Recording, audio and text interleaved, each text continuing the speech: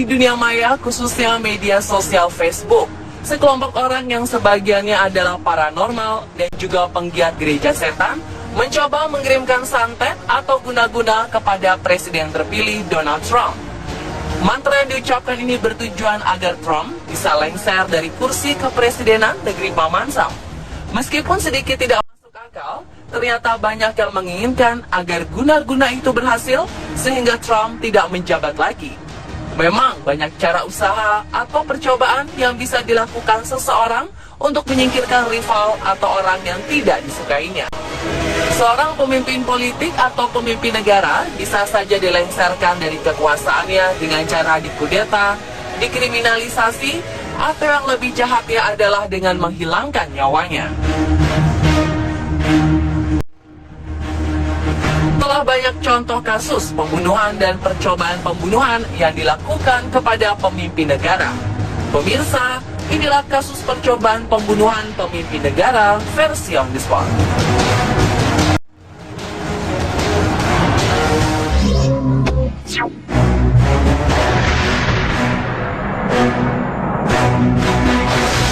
Kasus percobaan pembunuhan pertama menimpa Fidel Castro. Beliau merupakan sosok yang sangat dihormati di Kuba. Pria kelahiran tahun 1926 ini dinilai sebagai tokoh revolusi yang berhasil mengubah Kuba dan menghilangkan pengaruh barat di negaranya. Tetapi ternyata selama masa kepemimpinannya, menurut mantan pengawalnya, ia harus menerima 638 kali percobaan pembunuhan. Berdasarkan pengakuan mantan diplomat Amerika Serikat di Havana, Wayne Smith, Dinas Intelijen Amerika Serikat CIA, dan para pelarian politik Kuba menghabiskan waktu hampir setengah abad berkomplot untuk membunuhnya. Upaya percobaan pembunuhan ini dengan cara menggunakan pil beracun, pena yang dilengkapi dengan jarum beracun, merekrut mantan kekasih Castro, Marita Lawrence, untuk dijadikan eksekutor pembunuhan. Menyimpan bahan peledak dalam jumlah besar di bawah podium tempat ia berpidato, penyemprotan aerosol yang mengandung jenis narkotika, dan masih banyak lagi cara lain. Hasilnya, segala usaha itu hampir sia-sia karena percobaan pembunuhannya selalu digagalkan oleh pengawalnya atau oleh sang presidennya sendiri.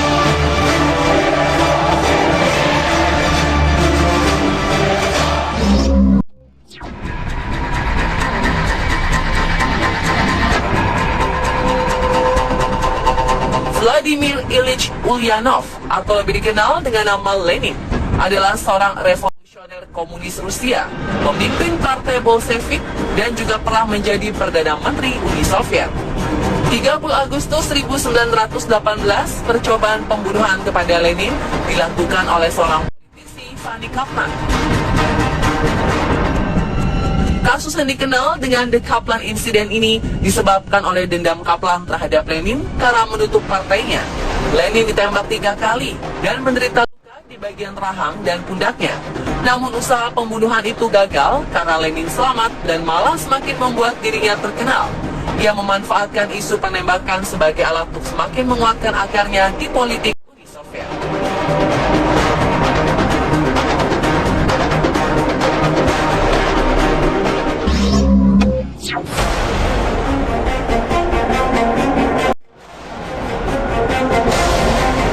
Pemirsa, tokoh Jerman sekaligus pemimpin Nazi Adolf Hitler terkenal karena menyebabkan terjadinya Perang Dunia Kedua. Melihat kiprahnya, tentu saja ia adalah target yang harus dihilangkan oleh pihak musuh.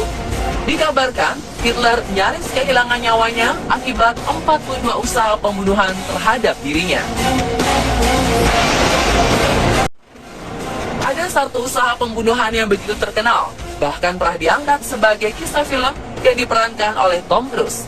Operasi bernama Valkyrie ini dilakukan oleh pihak militernya sendiri yang ingin Perang Dunia Kedua segera berakhir. Percobaan pembunuhan pada 20 Juli 1944 itu dilakukan dengan cara meletakkan sebuah tas berisi bahan peledak dan diposisikan sedemikian rupa agar berada di dekat Hitler ketika ia menghadiri pertemuan. Namun usaha itu gagal ketika posisi tas tersebut ternyata diletakkan di dekat Jenderal Heinz Brandt yang tewas akibat ledakan tersebut. Hitler sendiri selamat dengan hanya luka di bagian telinganya. Sedangkan para perencana usaha pembunuhan, yaitu Kolonel Stauffenberg beserta kawan, dieksekusi mati oleh tentara Nazi.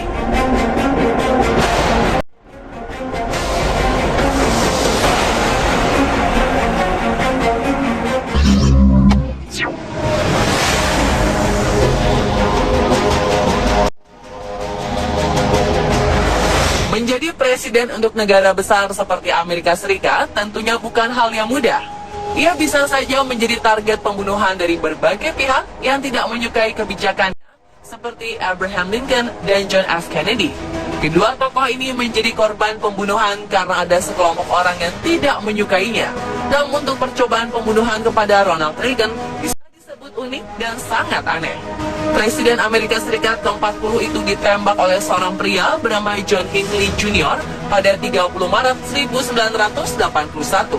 Motif dari percobaan pembunuhan ini bukan karena ia membenci Reagan, melainkan Hinckley hanya ingin terkenal agar aktris favoritnya, yaitu Jodie Foster, dapat menyadari keberadaannya. Dan setelah berkali-kali berusaha mendapatkan perhatian dari Foster tapi gagal, Hinckley menembak presiden kelahiran tahun 1911 itu.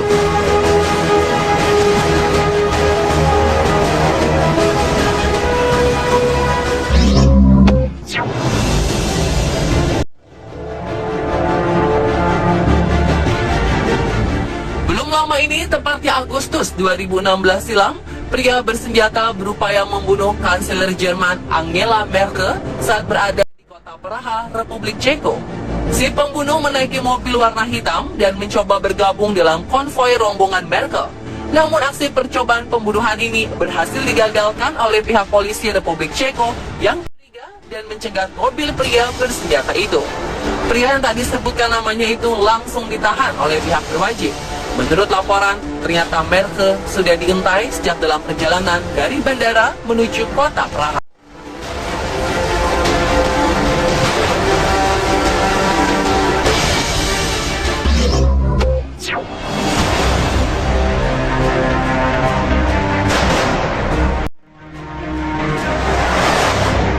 Pada era Kaisar Jepang Hirohito memimpin, yaitu tahun 1940, ada upaya percobaan pembunuhan terhadap dirinya. Diceritakan pada pertengahan Agustus 1945, ketika Perang Dunia Kedua akan segera berakhir, Jepang dibombardir oleh Amerika, terutama kota Nagasaki dan Hiroshima. Dan karena itulah Kaisar Hirohito ingin menyatakan menyerah kepada Amerika. Ternyata niatnya itu tidak diterima oleh beberapa pihak tentara Jepang, sehingga timbullah rencana untuk tetap menyerang Amerika dan membunuh sang Kaisar Hirohito. Beruntung rencana tersebut segera didengar oleh petinggi Jepang dan dapat digagalkan. Jika tidak, maka Amerika akan menjatuhkan lagi sekitar 7 bom nuklir untuk di wilayah Jepang pada tanggal 1 November 1945.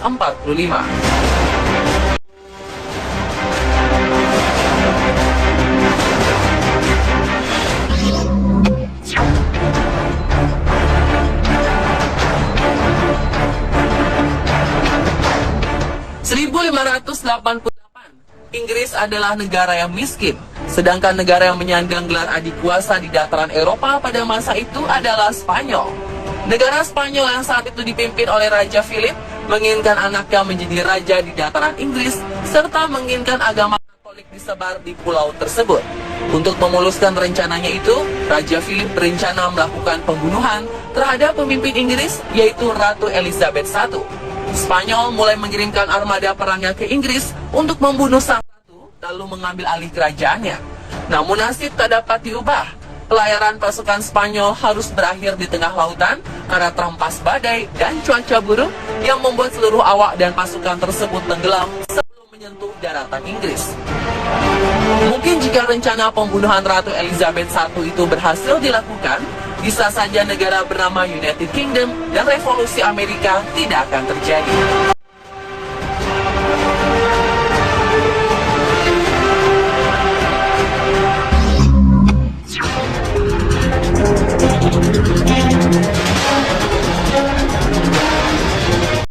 November 2011, seorang pria bernama Oscar Ortega Hernandez tiba-tiba saja menembaki Gedung Putih dengan 7 buah peluru dari pistol semi-otomatisnya.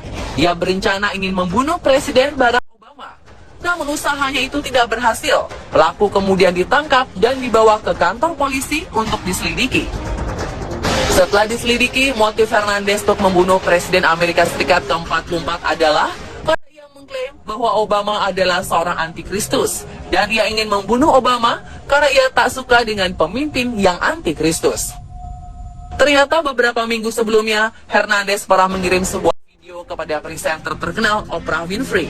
Ia ingin diwawancarai oleh Oprah bahwa ia adalah Yesus modern yang telah dinantikan oleh semua orang.